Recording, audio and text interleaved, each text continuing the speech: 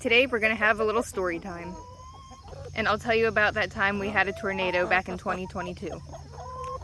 So I'll start by saying that severe thunderstorms, especially something like a tornado, are very, very uncommon where I live. So that storm that we encountered last year was a freak thing to begin with. It was unexpected too, which didn't help.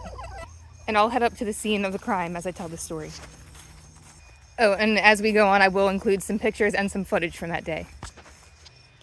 So it started off as just any normal day. I was at work and I did see on the weather that they were calling for some rain, but that was it. There was no mention of a tornado or even a severe thunderstorm for that matter, just some rain. So naturally I wasn't really worried. I didn't give it much thought. However, as it neared the end of my shift at work, I was gonna rush to get home as soon as I got off because I wanted to pick my tomatoes before they split. Because if you get a lot of rain and you don't pick your tomatoes but they're ready, then you risk a lot of them splitting because they take in the moisture too quickly and then they're ruined. And since I sell them and I had customers waiting on them, I didn't want that to happen. On my way out the door, I got stopped by a gentleman that was there shopping and he wanted to plant a sunflower field. He was kind of late, but there was still technically some time for him to plant. And he stopped me and wanted my opinion all about different kinds of sunflowers, and I didn't want to be rude, so I stuck around and talked to him for a while. And at this point it was starting to get a little bit cloudy, so I kept it to myself, but I kept thinking like, oh man, I wish he would hurry up. I gotta get out of here and pick tomatoes before it rains. And maybe this was a coincidence or maybe it was an omen, but then he started asking me about sunflower varieties that are hardy and that will withstand strong winds. So we talked about that and I basically explained to him that most varieties get tall and that's just gonna bring any risk that they could come down if there's significant wind, and there's not a whole lot you can do about that. Now you can technically stake them into the ground, but if he's going to do a whole field, who has the time or the money to stake every single sunflower in a huge field? And like I was saying earlier, we generally don't really get a lot of bad storms around here. So we finally wrapped up our conversation after I went over some different varieties with him and some different sizes and heights, because obviously shorter varieties are going to do a little bit better when it comes to wind, at least. And then I got in my car and I headed home. And luckily I don't live far. So I got home before it rained. It was a little bit cloudy, but still nothing looked that bad. I could tell rain was coming, but I did not think anything of it. So I get home and my mom was nice enough to head up to the field with me. So she and I go up to the field where I have most of the stuff growing. And by then it's a little bit darker. We live kind of high up and there's the field that I was in, there's a really, really good view up there, so like you can see all the weather changes, all the storms coming from up in the field that we were in. So it was getting a little bit darker, but it still wasn't anything major, not yet. So I'm working really, really fast to pick all this stuff because I didn't want to get rained on. So I picked a ton of cucumbers and I put them in a basket, and then I moved on to the tomatoes. At this point things are kind of starting to take a shift. Whoa, look how big this watermelon is. I gotta pick some melons today. We're getting towards the end of the season, as you can see, but things are still coming along. Not done yet. But anyway, my mom looked up at the sky, because like I said, we have a really fantastic view. See, just take a look for yourself. And she said, something's not right, we need to go in. And I'll admit at this point, yes, it was getting darker, by the second actually. And I said, I'm almost done picking tomatoes, just let me finish. And she was like, no, I've never seen the sky look like this before. We need to go in now.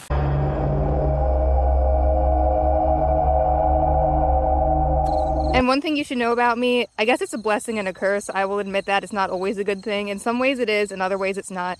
I don't like to stop until I finish a job. I don't want to stop until something's done.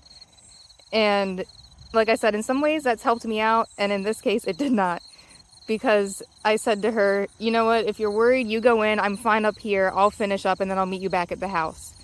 I didn't take it seriously, but again, like I said, the weather wasn't calling for anything. Last I checked on the radar, it was just going to be rain, and we don't really tend to get any major storms here, and I had a false sense of security. I had a job that needed to be done, I had customers waiting on me, and I was determined to finish it. But looking back, I will admit, it was very dumb on my part. But again, I didn't know what was going to happen. So it's getting a little bit darker at this point. It's not really windy yet, maybe a little bit of a breeze, nothing crazy. And my mom's getting kind of frantic, kind of mad with me, and she was like, that's it, I'm going in. And I was like, okay, that's fine, I'll be there eventually. So she runs off, heads towards the house, and I keep picking my tomatoes. And this is when things start to get a little bit scary. Now last year, and again, forgive me, it's towards the end of the season, so it looks a little wild up here. But last year I didn't have my tomatoes staked to this system. I had them in traditional tomato cages, and I had a lot of them. So I'm up here in the field alone at this point, surrounded by tomato cages, and I start to hear thunder rumbling in the distance. So I'm like, okay, I'm around tomato cages, there's thunder now, maybe I should wrap it up. And it still was not windy yet. In fact, this is when things started to take a really bad, really sketchy, dangerous turn.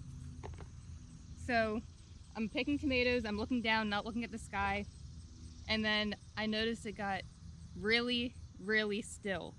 Like dead still, dead silent. There was not a sound out here, not a single breeze. Like looking back, I don't think I can ever remember any other time when it got that quiet and that still that quickly. So I was like, okay, that's weird. And then, you know, like that eerie feeling when something just feels off and like the hair on the back of your neck stands up? I kind of felt like that, but I was almost done. So I was like picking the tomatoes really fast, and I was like, okay, I'm gonna wrap this up and I'll run back to the house and I'll be fine. And this is when things get even creepier. So the property that literally lines right up to the field that I'm in, we have some really nice, cool neighbors that live right there. Their house is like right next to the property. And they were out on their deck watching the storm roll in. And I did not know this at the time, which is really scary to think about, that I came very, very close to something horrible happening and didn't realize it. Obviously I'm okay, but they told me this after the fact. So in this moment, I did not know what was going on quite yet. But apparently, as it was dead still, so there, keep in mind, no wind, so we know for a fact it wasn't wind that caused this to happen. They said that they watched and they saw my hair, it was down like it is now, and they said that it just literally went straight up. The whole thing, all of it, just standing straight up.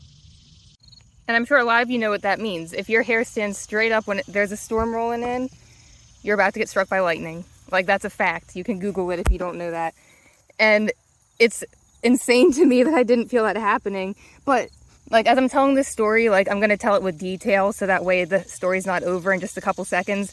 But keep in mind, everything that's happening that I'm telling you right now, it all unfolded so insanely fast. Like, it was unreal. There's their fence. I don't want to show their house, obviously, for privacy reasons, but you can see that they had a pretty close view of me. So she and her daughter saw exactly what was about to happen, and they just start screaming, "Run!"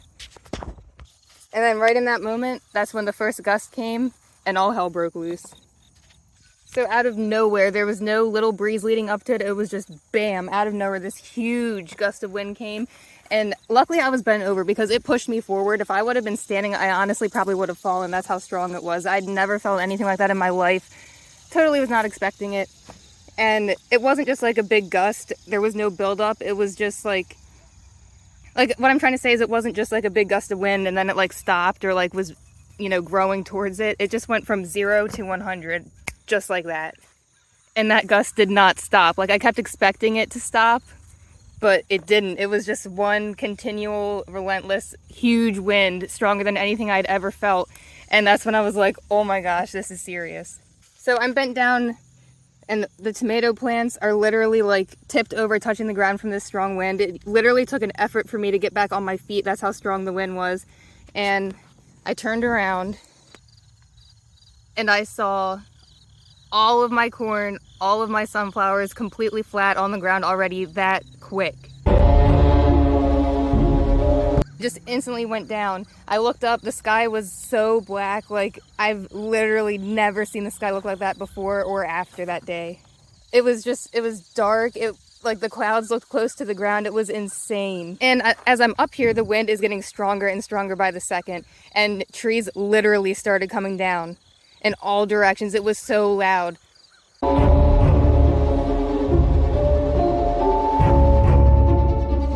And it was terrifying because one, the wind, like I said, was so strong that it was like trying to push me down. Two, it was really, really loud. I'd never heard wind that loud, and I knew that that could not be good. And then plus the trees starting to come down on top of that was terrifying. And I mean, they were coming down in all directions. And like, it did cross my mind for a split second. I thought, like, am I even gonna make it back to the house? But in a situation like that, when things are happening that fast, you really don't have time to panic. You don't have time to think. You kind of just react. Those were squishy. Because I remember, like, for like a split second just standing there kind of like, I guess, in a state of shock. I just was like dumbfounded because like I was looking at all my stuff, all my plants that just like completely fell over and were just done just like that. And I was just so angry and disappointed briefly. But then I think like the shock started to wear off and like the enormity of the situation started to hit me. And I was like, yeah, that's not important right now. I need to get out of here. So I grabbed my tomatoes and we bounced out. So to put this into perspective, all where I'm walking right now used to be a line of trees. And the path in between the garden and the trees that I'm walking right now is the shortest, quickest way to the house. It's the way I always take. Well, for obvious reasons, I was not going to take that way home because the trees were actively coming down as I was up here. And it was insane, like just the moaning and the cracking of these huge, massive trees was just unreal. Like that's not ever something that you expect to find yourself in. So I had to take a slightly longer way around. You know, luckily I was not far from the house, but things were accelerating so quick that it was really scary, if I'm being honest. So instead of taking the path, I start running through the garden and I run down the middle of the pumpkin patch.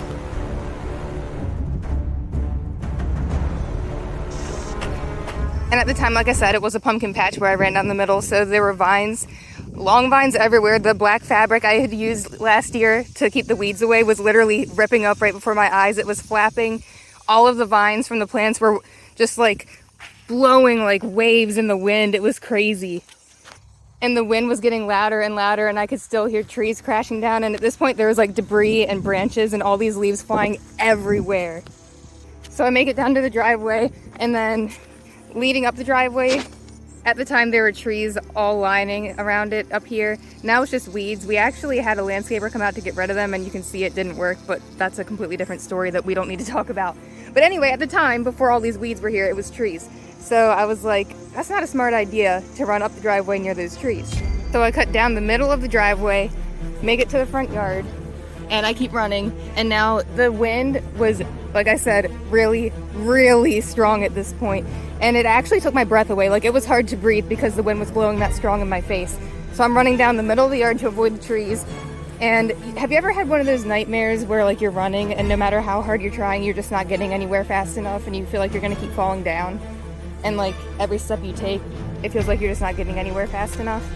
Well, that's exactly what this was like, except this was not a nightmare, this was real life, and it was really scary because I've never experienced anything like it.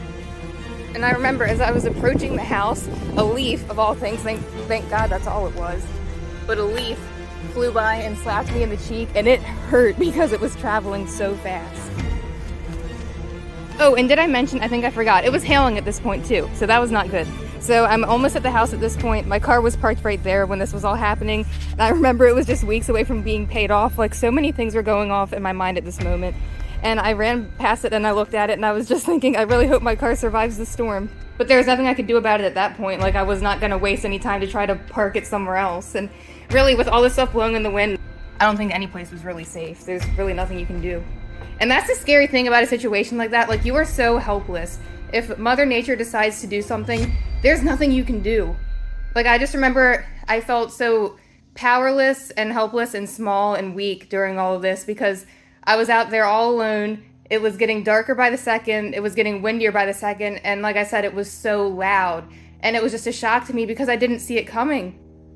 There was no warning. It just like boom, out of nowhere, everything just escalated and went insane. And, you know, looking back, when things got really, really still for a couple moments up there before that first wind came, I should have known then that something was going to happen because, like, you could just feel it in the air that something wasn't right. There was some kind of shift coming. But like I said, when it finally did hit, it happened so fast that there's really no time to do anything but just run. So at this point, I made it into the garage. Whew, huge relief. So I'm just standing here for a second, I guess still in shock. And remember, at this point, I didn't know that I almost got struck by lightning. I didn't know that my hair had been standing up before the wind started. But this was when I realized something weird. And I was standing here in the garage trying to catch my breath. And I reached up and felt my hair. And I was like, my hair was down again. But my bangs were still standing up. And I was like, that's weird. Why is that happening? And I kept trying to, like, you know, fix them. And they kept going right back up. And I had no clue why. I just chalked it up to the wind and then didn't give it much more thought because this crazy storm was unfolding and it was getting worse and worse and worse. So I turned around and head to the door. I hit the garage door button to put it down. I guess because I was in a state of shock that I didn't realize that the door had not actually gone down, because at this point the power was out. So I go inside. Hi, monkey. And all I can say is it is a good thing I made it into the house when I did, because by the time I came inside, I thought things were bad when I was out there originally. No, they were so much worse at this point. That's how quick things were changing out there. So Mom was freaking out at this point. Nathan was like, "Did you put the garage door down?" Because, you know, he was worried about the cars. And I was like, "Yeah, I did." And he went and looked, and he was like, "It's still up." And that's when it like hit me. I was like, "Oh, duh, the power's out." I don't know how I didn't notice, but like I said, there was so much going through my mind.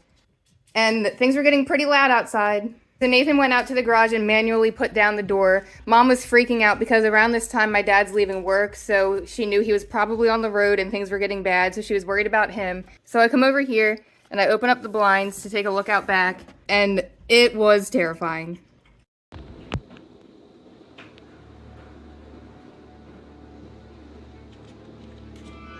And then I moved to the other window to get a closer look at the chickens because I was, you know, worried about them. I love my chickens.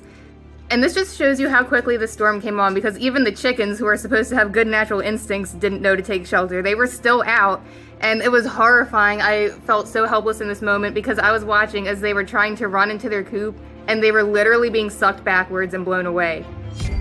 It was horrible because there was nothing I could do about it. I couldn't go back out there. And as you can see, they are fenced in, so I knew that they wouldn't necessarily go anywhere and get lost, but I was still really scared about them being out there in the really, really strong wind, the hail, and at this point it was starting to rain pretty hard too. And plus I didn't want them being thrown all around and getting slammed into the fence. So yeah, it was extremely stressful. I am happy to say though, spoiler alert, every single one survived it. I was amazed. But it was so upsetting just watching them try to run to shelter, and it was like a scary video game or something, because it's like every time they would reach the coop, another gust would come and they would be sucked back again. It was awful. So the storm was coming from the front.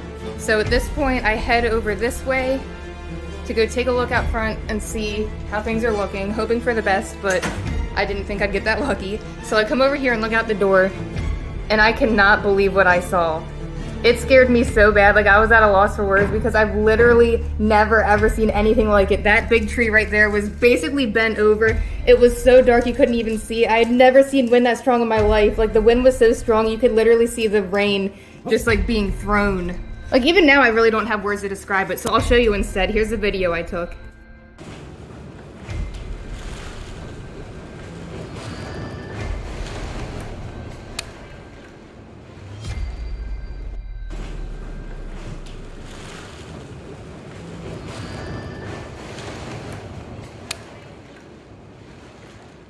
It was just a brief one because obviously I was freaking out, but you know, in the moment I was like, I need to get footage of this because it's unbelievable. So my brother joined me at the other window at this point, and we were just like in pure shock.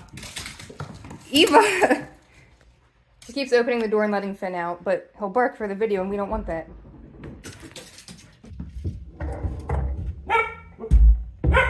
Seriously? So anyway, right when I stopped filming that video, and I wish I would have filmed a couple seconds longer, but like I said, I was scared and I was like, okay, we need to get away from the window. But right when I stopped it, I kid you not, I still don't know what it was, but something huge blew into the house and there was such a loud crash. And my mom was in the kitchen and I heard her yell, "Should we go to the basement?" And Nathan and I were like, yes. And that's when it hit me. At the time, at work, a few days before, we had gotten in some hanging baskets, and in them, I found 2 baby birds. Well, actually, I found 3. By the time I found them, one sadly had passed, but there were still 2 survivors. And since they came from a nursery that wasn't anywhere close by and the delivery van was already long gone, there was no way to get them back to their parents, because I'm a strong believer that... What the heck? That was weird, talk about crashes. But anyway, I'm a strong believer that if you find a baby animal, you should always try to return it to its parents. But since I was unable to do that in this case, I took care of them and raised them. That's a whole other story, so I won't go into too many details, but the good news is they did make it to adulthood and I successfully released them, in case you're wondering. But at the time, they were helpless little babies, and I had them upstairs in the spare bedroom. And I was like, oh no, they're upstairs by the window, I can't go to the basement without them, like they're babies, you know, my maternal instincts would not allow that. So I said to Mom and Nathan, you guys get the dogs and go to the basement. I'll meet you down there. So I start running up here. And Finn and Eva, I guess, felt safer with me because they escaped Mom and Nathan and they started running up the stairs with me. Like, they were, like, glued to my hip. Like, they were terrified. And they don't normally get afraid of storms, just for the record. So that tells you how bad this one was. And then I came into my spare bedroom, which is where I now have my gecko and my chameleon. And I got the baby birds, I grabbed them. And right about then was when I thought, oh crap, where I work is very, very close to where I live. And I was like, my friends and my coworkers are still there. I was like, if it hasn't already hit them, it's heading for them right this second.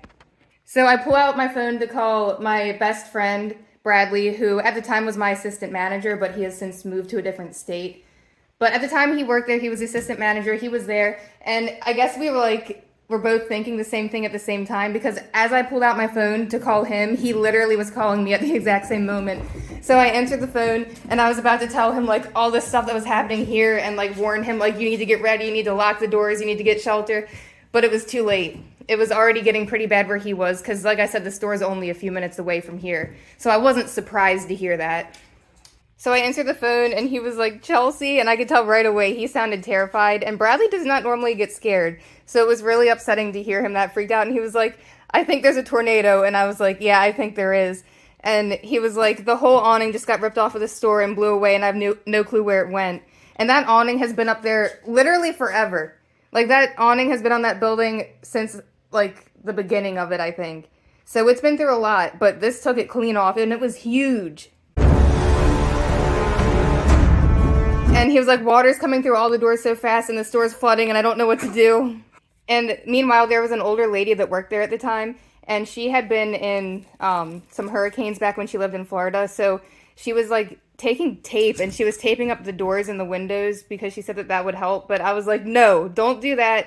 Your safety is more important. I could just see debris or something flying through that door and hurting them, or the glass shattering and hurting them. So I was like, Bradley, get everyone away from the doors. I want you to lock the doors so that way things wouldn't blow in and hit them. So I was like, lock the door, and I want all of you to go into my office. It's a really old building, and honestly, there aren't a lot of great places to go that would be safe in a situation like this. So I figured my office was probably the safest one. It was away from all the doors. So I was like, get everyone and go into my office. I said, if you need to, all of you just squeeze into that little bathroom back there, because that way you're away from all the glass and all the windows. And I was like, don't worry about the flooding. That's not an issue right now. Right now, I just need you guys to be safe. So he did that, and I told him that I was going to try to contact the owners and for him to call me if anything else happened. So obviously the power was out there too. Oh, and he also told me that, like, the big telephone poles right outside of our building had come down, and that there were live wires right in front of the store, and it was a whole mess. It was insane.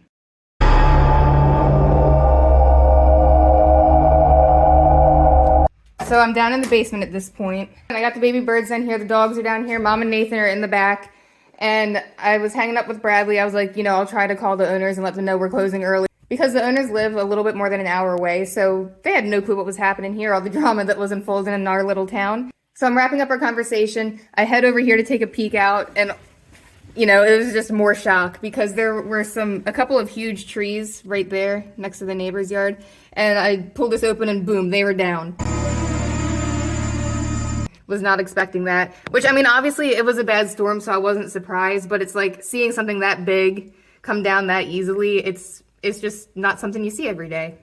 And I remember telling Bradley, like, oh my gosh, more trees are coming down, and I was like, I've never seen anything like this, and he was like, I haven't either, and it was still so loud outside, it was so scary, so I got away from the door. I was like, I'll just assess all that later, don't want to be near any doors, so I came back here into the movie room. You can see we have no windows in this section, and this section is technically fully underground, so I figured it was the safest place. So we all hunkered down in here. My mom kept trying to call my dad, and he wasn't answering, and she was flipping out, but luckily he was okay. He made it home safely a little bit later.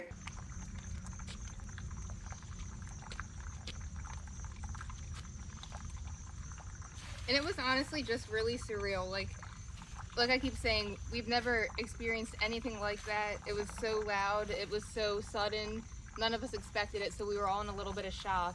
And we already knew there was a lot of damage out there, so that was scary. We didn't know what to expect. And I kept thinking, like, are we going to lose the roof at any second? Like, you just don't know. And then almost as quickly as the storm started, it was done. Just like that. It was over. And obviously we all survived. The house was still standing. But I do also want to add that although this storm was really, really scary, we obviously, like I was saying, we survived, we were fine. So I don't want to turn this into something it's not, because I know that there are a lot of people and places that have actually gone through serious tragedies where like entire towns were flattened by a tornado and many lives were lost. And luckily that didn't happen here. Now there was a ton of damage and a lot of really expensive damage to homes, and it was really scary. But I do want to acknowledge that I know it could have been a lot worse, so I'm not trying to like be dramatic or turn it into something that it's not. That's not what I'm doing at all. I'm just simply trying to tell you a story of something really scary and unexpected that happened here. And like I said, just because there are worse and bigger storms that happen other places doesn't mean that this wasn't scary or shocking, especially when you're in it in the moment and didn't even see it coming. But as the storm left, we did not know what to expect when we went outside. So once we knew it was safe, we went out to assess the damage, and oh my goodness, it was like a crime scene out there. There were sirens going off everywhere. Now, we obviously had no need to do this, but I saw other people on Facebook saying that they were trying to call 911 and that they were so busy from, I guess, so many people calling them that they were just getting the busy signal, and that's really scary. But there were sirens going off everywhere. It was insane. There were trees down everywhere. There was debris all over the place. It was such a mess. Things were all torn up. There was mud everywhere.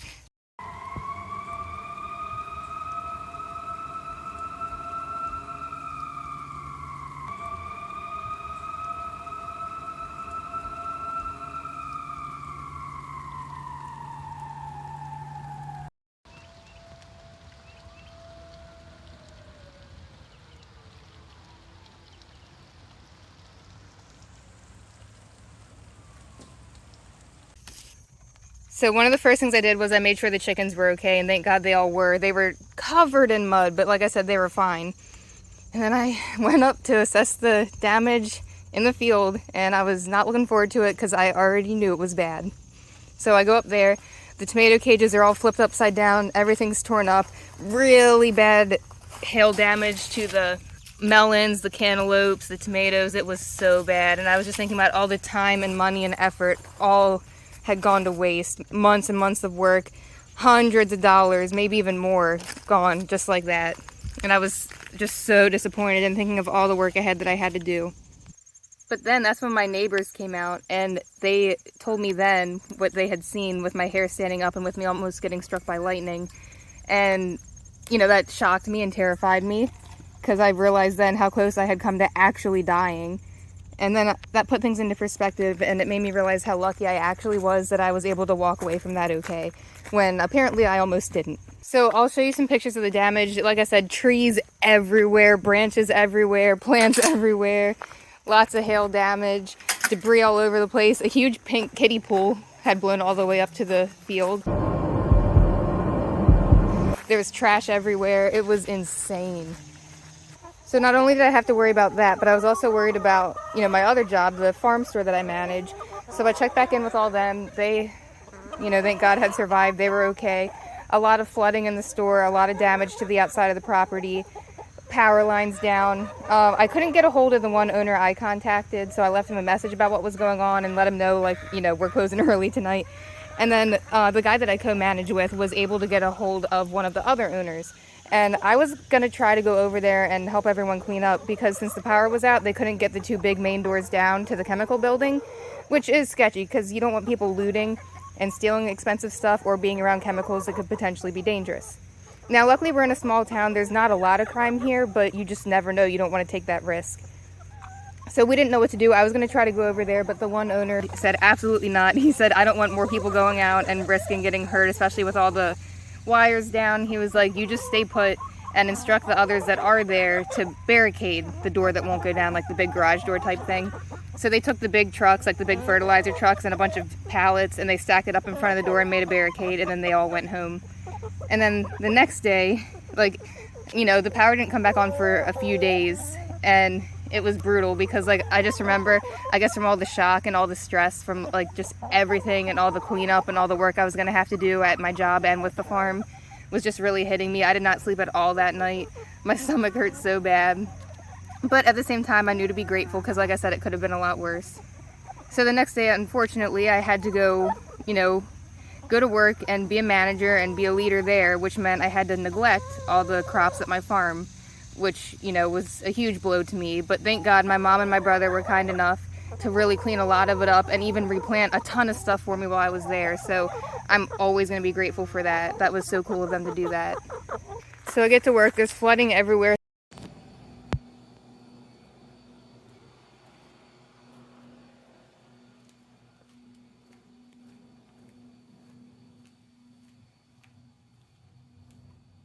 So we work on cleaning that up. We had to throw away a lot of stuff that got damaged.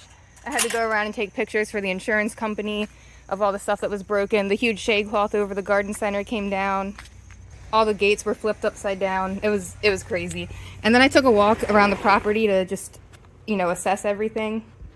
And that's when I found where the awning ended up. So there are railroad tracks behind the building where I work, and the awning had blown all the way behind the building and on the other side of the railroad tracks. So I found that it could not be saved. It was all tangled up. It was a mess. But while I was back there, I also saw that a huge tree had come down right on the track. So I had to call and report that so they could stop the train for the day. But yeah, I'll show you all the pictures from that. I won't go into too much detail after here because all the exciting stuff is over with. The rest is just a lot of cleanup and a lot of high tensions between everyone because everyone was stressed and freaked out and overwhelmed with all the cleanup and all the expenses and all the damage. But we pulled through. We're fine. I'm very grateful that it was not worse. And to try to make light of a bad situation, at least it makes a cool story now. Like in the moment, it sucked. It really did. But like I said, we've all moved past it and we're all okay. And I did learn a valuable lesson to take nature more seriously. The video that I showed you guys from when I was looking out front, I had uploaded that on my farm's Facebook page the next day after the storm. And it kind of went viral. And the National Weather Service even looked at it and they said that the winds and the strength of them were consistent with an F1 tornado, which is insane. Oh, and miraculously, at the time, I had a farm stand, which was like maybe 15 minutes away from my house. And like I said, since no one knew the storm was coming, we didn't close it beforehand because we didn't know. And somehow not a single thing blew off of there. So, because technically my stand where I had it at the time was in a different town. So they were spared. The tornado just focused on our little area, I suppose. But obviously the following day we did close it down just because we did not have time to deal with that. We had so much to do at work and with the farm. But everything turned out okay. We've moved past it and now it's just a crazy story. And one that none of us will ever forget.